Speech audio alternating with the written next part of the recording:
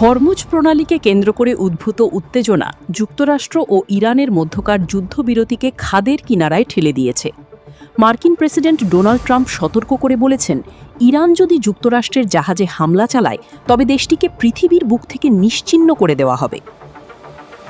Fox নিউজকে দেওয়া এক সাক্ষাৎকারে ট্রাম্প ওয়াশিংটনের সামরিক শক্তির কথা উল্লেখ করে বলেন, আমাদের কাছে আগের চেয়ে অনেক বেশি উন্নতমানের অস্ত্র ও গোলাবারুদ রয়েছে। আমাদের কাছে রয়েছে বিশ্বের সেরা সামরিক সরঞ্জাম। বিশ্বজুড়ে আমাদের সামরিক ঘাঁটিগুলো আধুনিক সরঞ্জামে ঠাসা। আমরা প্রয়োজনে এসবের সবটুকুই ব্যবহার করতে পারি এবং করব। কৌশলগত এই নৌপথে ইরানের অবরোধ ভাঙতে এবং জাহাজগুলোকে নিরাপদে পথ দেখাতে সোমবার থেকে মার্কিন সামরিক বাহিনী ট্রাম্পের একটি পরিকল্পনা বাস্তবায়ন শুরু করেছে, যার নাম দেওয়া হয়েছে প্রজেক্ট ফ্রিডম। এর আগে গত সোমবার ইরান সংযুক্ত আরব আমিরাতের উপর হামলা চালালে ওই অঞ্চলে নতুন করে বৈরিতা শুরু হয়। ট্রাম্প জানিয়েছেন, মার্কিন সামরিক বাহিনী হরমুজের কাছে ইরানের 7টি ছোট নৌকা গুলি করে ডুবিয়ে দিয়েছে।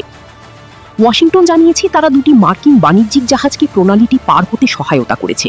তবে জাহাজ চলাচল পর্যবেক্ষণকারী ওয়েবসাইটগুলো দেখাচ্ছে যে ওই জলপথে যাতায়াত এখনও অনেকাংশেই স্থগিত রয়েছে।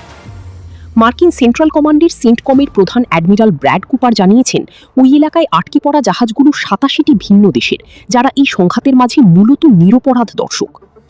এক বিবৃতিতে কুপার বলেন, গত 12 ঘন্টায় আমরা কয়েক ডজন জাহাজ এবং শিপিং কোম্পানির সঙ্গে যোগাযোগ করেছি, যাতে তারা হরমুজ প্রণালী দিয়ে যাতায়াত শুরু করতে উৎসাহিত হয়। সংকীর্ণ এই বাণিজ্য পথ দিয়ে জাহাজগুলোকে নিরাপদে পার করে দেওয়ার যে লক্ষ্য প্রেসিডেন্টের রয়েছে, আমরা সেই অনুযায়ী কাজ করছি। তবে মার্কিন এই আশ্বাসী জাহাজগুলো ঠিক কী ধরনের প্রতিক্রিয়া দেখিয়েছে তা এখনও পরিষ্কার নয়।